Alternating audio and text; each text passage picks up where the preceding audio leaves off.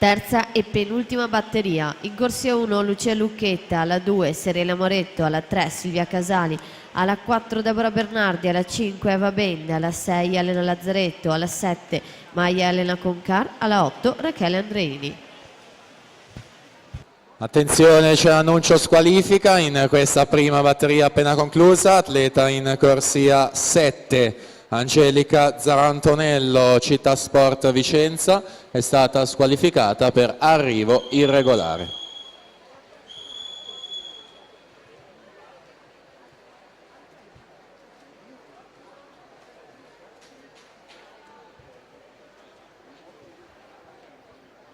Centrovasca Matilde Modolo per l'Hydros in vantaggio, arriva il riferimento della prima testa di serie 1:03 e 98.